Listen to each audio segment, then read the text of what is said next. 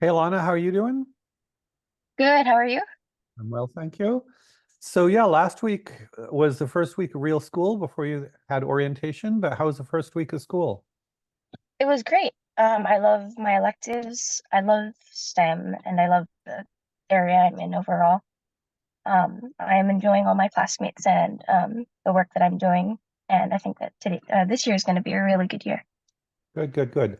S- Talk a little bit about STEM. What do you enjoy about STEM?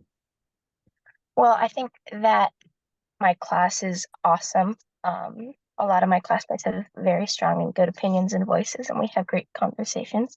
Hmm. Um, I really like my guides, Sophisto and Nehemiah. I really enjoy seeing Nehemiah as a code guide because she was a graduate of TSE, right? She was. So that's pretty inspiring. And she's also really nice, and great to get to know. Good. And how about your electives? What electives are you taking? I'm taking creative writing, and I absolutely loved it. I'm really enjoying the class. Jess is awesome, and all my classmates are awesome. And I had a really fun time writing the first day on Wednesday. Good. And we talked about how you were hoping the creative writing course would kind of help relaunch your writing. Do you think it's going to have that effect? Yes. Good, good, good. And then did you go to Harvard CS50 this week? I did.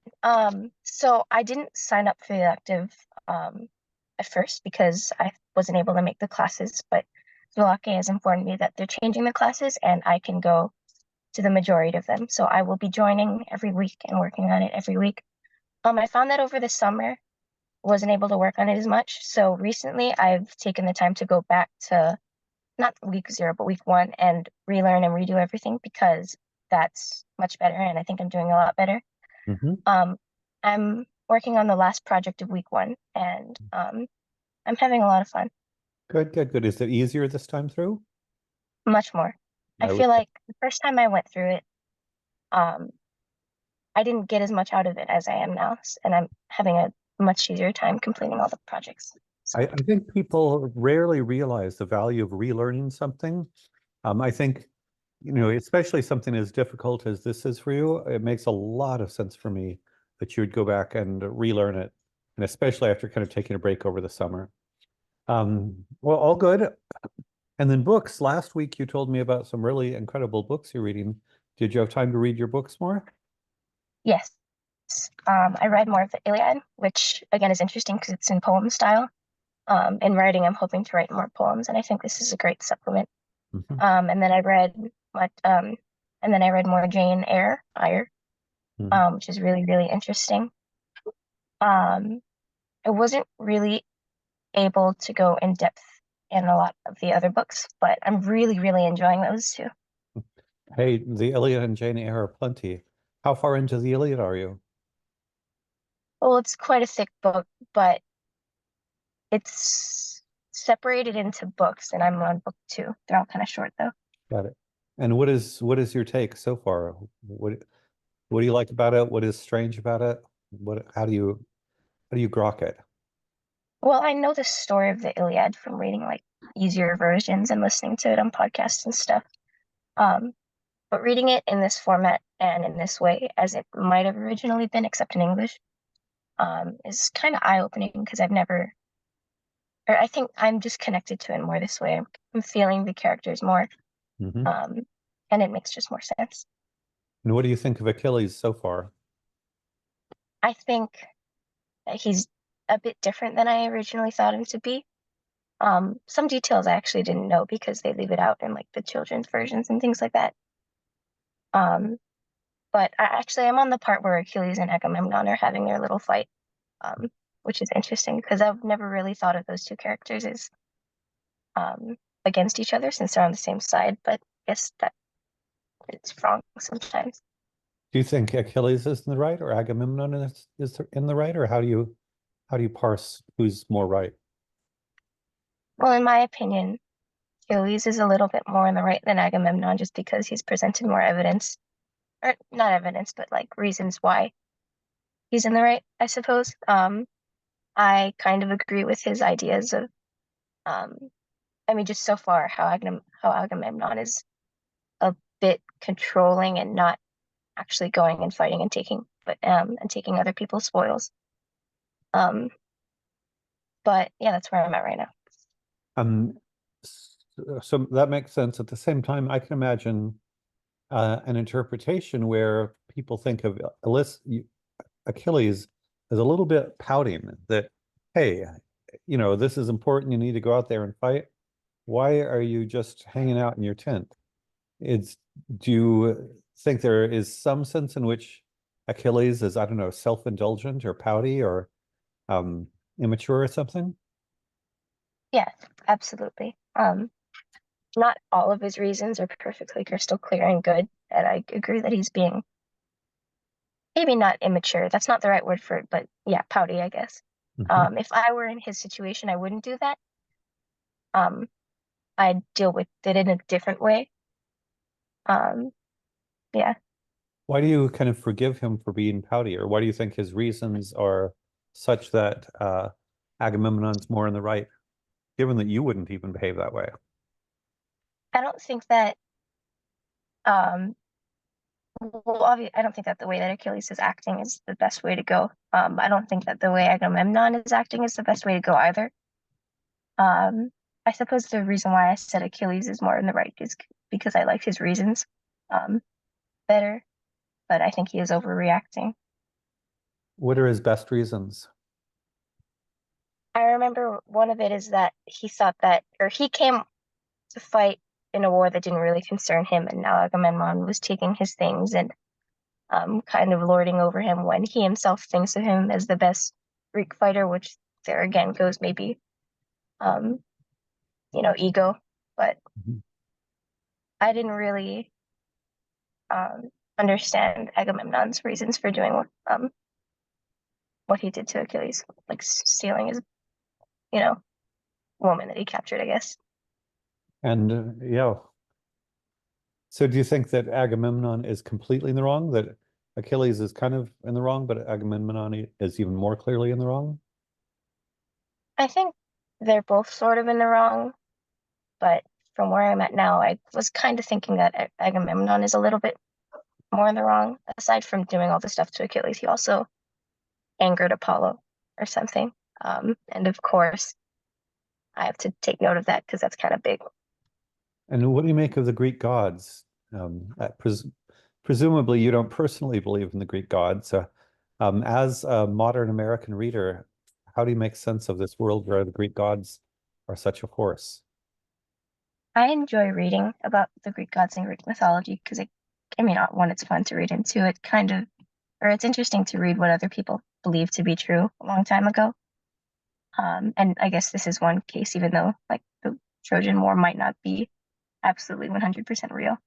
It's still really interesting to read about the so-called interactions between humans and gods and how the gods reacted because in a way they're kind of human too, even though they're gods, just Mhm. how they act and what they do.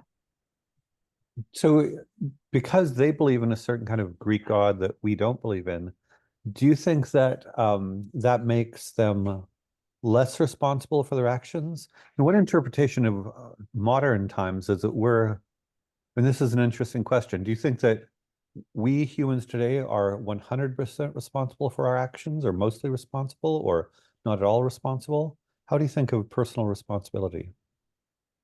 Well, I think that you are the one that's responsible for your actions, but you might be influenced over. Hmm. Um, Maybe if you were, by the government or a politician or somebody you know to do something, and you don't really judge what you're doing, you just do it.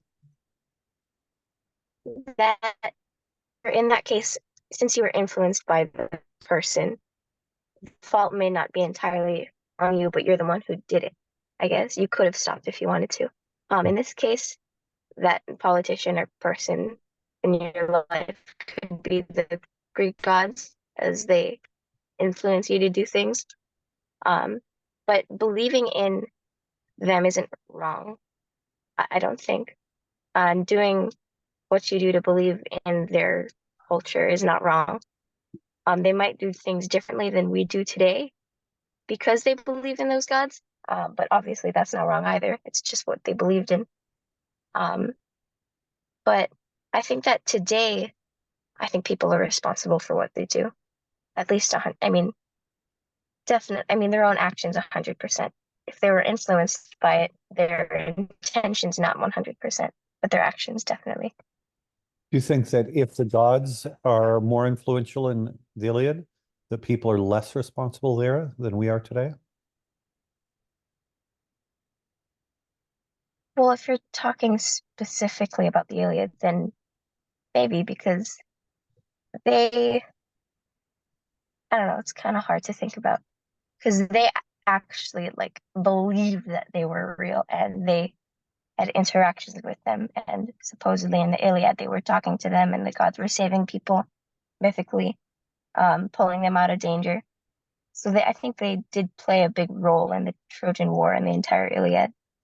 Um, but I think that the actions taken by the people are greatly influenced by the gods. I don't know, some god might have told one person to do something and that changes the course of the war. So, in a way, the gods might be part of their consciousness and part of them because they're so influential. You could think about it that way. And so, in that case, it would be entirely 100% their fault for that thing happening. But if you're thinking of the gods as like a totally separate identity, then maybe not because you've been influenced. So I think these are interesting questions, and as you get farther along into the Iliad, we should return to them. Both, you know, Achilles and the character of Achilles, I would say, is a big, very interesting question, as well as Agamemnon, but obviously it's more about Achilles than Agamemnon. So Achilles' sense of personal responsibility and so forth, but then also the gods and the relationship between the gods and humans is really interesting in the Iliad. Jumping to Jane Eyre, what's going on in Jane Eyre? So in Jane Eyre, she's just gotten to the school, and it's a completely different environment for her because when um she was back at home, I think she was treated kind of like scum because she was an orphan, and um, another figure who had passed away made them take her in, and they didn't really care for her, but they had to. And so when she gets sent off to this school, I think the atmosphere changes, and I think it's going to change her.